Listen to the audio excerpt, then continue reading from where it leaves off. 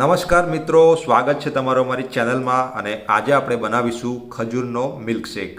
ખજૂરનો milkshake બનાવવા માટેની સામગ્રીમાં આપણે અહીં સૌપ્રથમ 250 ગ્રામ જેટલી ખજૂરને સાફ કરી છે અને એની અંદરના ઠળિયા કાઢી દીધા છે. ત્યારબાદ આપણે થોડી બદામ લીધી છે, થોડો ઇલાયચી પાવડર લીધો છે, થોડી ખાંડ લીધી છે, થોડા કાજુ લીધા છે અને અહીં આપણે 1 લીટર જેટલું દૂધ લીધું છે, જેને આપણે જરૂર પ્રમાણે રેડીશું.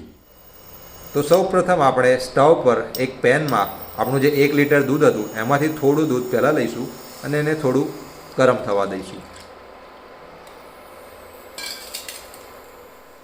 તો આપણું દૂધ થોડું ગરમ થઈ ગયું છે. તો એની અંદર આપણે સૌપ્રથમ આપણી તૈયાર કરેલી ખજૂર નાખીશું. ત્યારબાદ એમાં આપણી બદામ પણ નાખી દઈશું ને આપણા કાજુ પણ નાખી દઈશું. હવે આ બધી સામગ્રીને દૂધમાં આપણે 5 થી 7 મિનિટ સુધી ધીમા તાપે એને ઉકાળીશું. આનાથી આપણી ખજૂર અને ડ્રાયફ્રૂટ ઢીલા થઈ જશે અને ક્રશ કરવામાં આસાની રહેશે. તો મિત્રો, આપણે આપણી ખજૂર અને કાજુ બદામને દૂધની અંદર ધીમા તાપે લગભગ 5 મિનિટ જેટલા ઉકાળી લીધા છે. તો હવે એને ગેસ પરથી ઉતારી દઈશું અને એને ઠંડા પડવા દઈશું. તો અહીં આપણી બધી જ સામગ્રી ઠંડી પડી ગઈ છે અને ક્રશ કરવા માટે તૈયાર છે. તો હવે આપણે આપણી બધી જ સામગ્રીને એક નાના મિક્સર જારમાં લઈ લઈશું અને એને ક્રશ કરી લઈશું.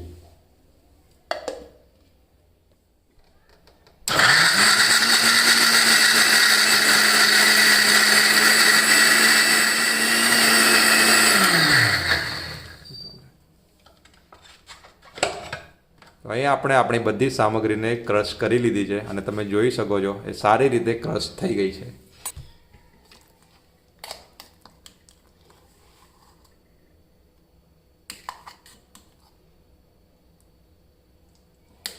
તો એને હવે એક બાઉલમાં કાઢી લઈશું.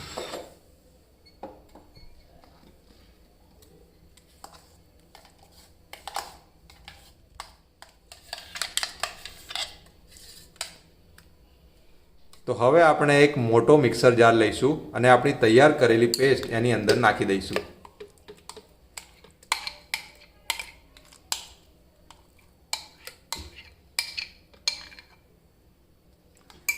હવે આપણું જે બાકીનું બધું દૂધ છે એ પણ એની અંદર રેડી દઈશું.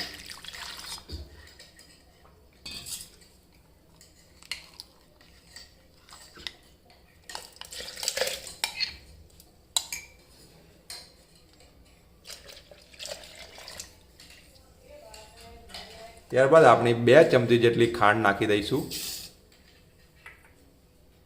અને આપણો ઇલાયચી પાવડર નાખી દઈશું. હવે આ બધી સામગ્રીને સારી રીતે ક્રશ કરી લઈશું.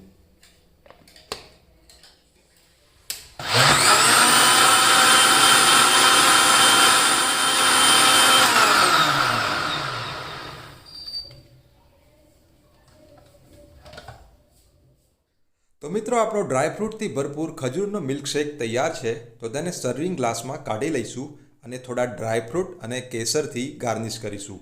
જો તમને વિડીયો સારો લાગ્યો હોય તો લાઈક કરજો અને અમને કમેન્ટ કરીને જરૂર જણાવજો.